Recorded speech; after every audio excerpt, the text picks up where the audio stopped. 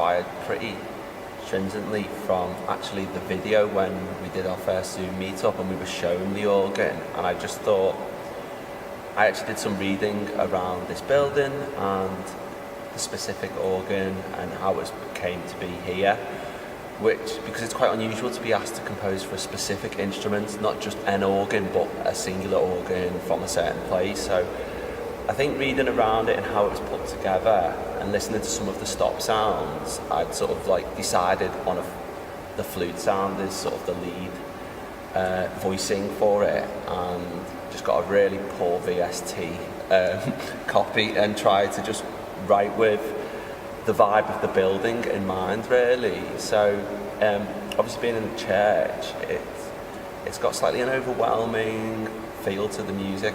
I think I just wanted to have something with quite rich harmony which moved around, and I just kept it pretty much on two rhythmic themes. It's very like simplistic in its approach, and it lets the sort of harmony and the organ just do the talking effectively. That's an interesting, I suppose, isn't it? I suppose, you know, with Zoom you have more availability, don't you, in theory? Yeah. It did certainly limit, though, I think, as well, the fact that it is, you know, the organ is very dependent, I suppose, on the instrument as well. So it's very hard to say, oh, it sounds, you know, with certain stops, it sounds like a flute, but it's not a flute. There's, you know, something that an organist might say, oh, it's a metallic sound. Yeah. Again, you know, I think it was the first time, as you say, that you'd composed for organ as well. So I think those were the only challenges, I suppose. It's fortunate, I suppose, that I had an organ at home, so we were able to experiment with some of the sounds to go, it'll probably sound like this. But I think that's the weird and wonderful thing about writing for an organ is you know, no two organs are the same. Yeah. I think for me, because it was limited in how much we could communicate in terms of we couldn't do it in person till today, I just made a decision quite early on to keep it simple, so it would be, we could come in and turn up on the day, and Peter just sort of sight reads the music amazingly, so I gave him the music. We've had a couple of Zooms where he's played it through and my anxieties were laid to rest, basically.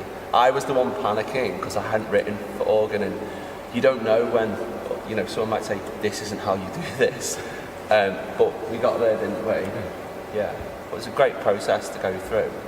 I think as well, some of the things that you don't realise as well that are even more difficult when composing for organ as well, with this organ, for example, being a mechanical action as well, and having an almost very incessant rhythm in your piece as well, it actually works very well, I think. That's just like an added benefit as well of when I was playing it on my home organ as well, which is electric.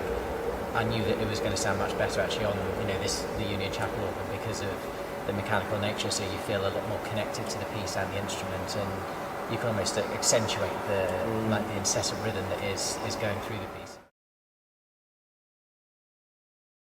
I've worked with a few composers before, but not from like complete start to finish. I've, you know, sort of helped a few composers in the past where they go, oh, I've got a piece that I've written, like, would you mind playing it or something, but not from like